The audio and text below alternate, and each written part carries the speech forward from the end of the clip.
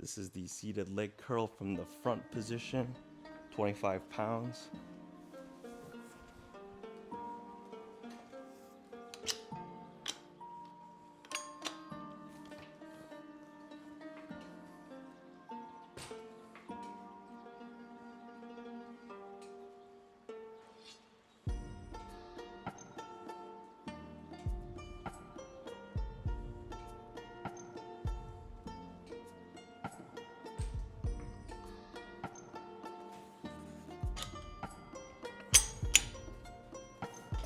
Hey, what's going on everybody? It's Andy back again from the underground. Today I'm going to be showing you how to do seated leg curls with your Bulletproof Fitness Isolator and solo stand. This is going to be a little bit different of a video.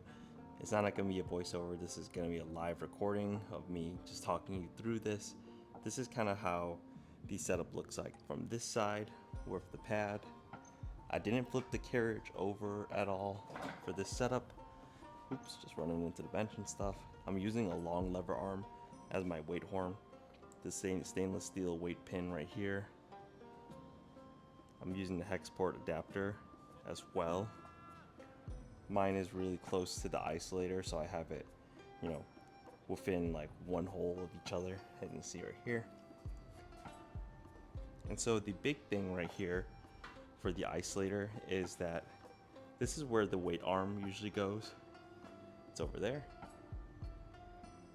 just chilling, and you take it out because you actually need to use the seated leg curl. You need to take out this weight arm and use another weight arm. You can probably use a short arm here, just like there is right here, but in this case, since I only have the short arm and the long lever, I'm using a long lever to hold the weight, which is completely fine.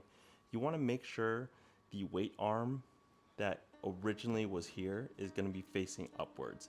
So the reason why is because when this moves and you curl it down, this will move downwards. And you notice here I took out the pop pin as well. Okay, so when I'm pushing down on here, this is where the seated leg curl is going to be. It moves up. Okay, so this is the setup I have. This is the self-adjusting roller pad put into the Hex Port Attachment 2.0. I'm using the short arm right here. This is the Hex Port Attachment, the self-adjusting roller port on here, and this is a normal long pad, as well as the seated cushion pad right here in the bottom port over here.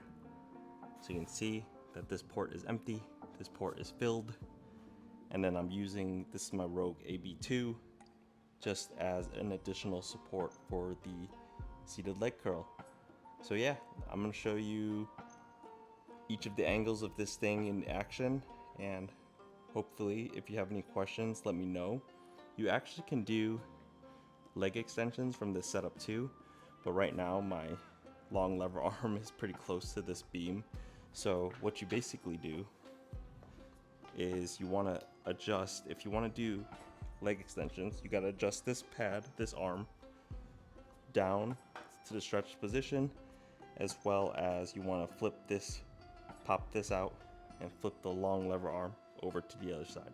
I might do another video on it in the future, so stay tuned for that, but today I'm just going to be showing you how to do the seated leg curl, and that's extremely important movement for me, and I'm about to show you all the different angles for it. Alright, hold on. So the reason for this setup in general is because before, when I was using the seated leg curl with the original Isolator setup and how I usually use it on like a power rack and how Bulletproof likes to do it, it causes the solo stand to move in place. So my friend Jeff, big shout out to Jeff for showing me this setup. He has been a great resource for helping me get down my seated leg curl. So Jeff, if you're watching this video, thank you so much. But anyways, with the solo stand, if you use the normal seated leg curl setup and you put up a good amount of weight on it, it's gonna move the solo stand as you are doing the seated leg curl, and that's not what you wanted. So originally my idea was to get another upright and then anchor it down and have more stability with the solo stand, but with this setup, there's no need for that anymore, thankfully. So I'm probably gonna move my solo stand out somewhere else, so then this arm is a little bit more free to do other things. But yeah, I'm gonna show you the backside of the seated leg curl with the isolator and the solo stand now.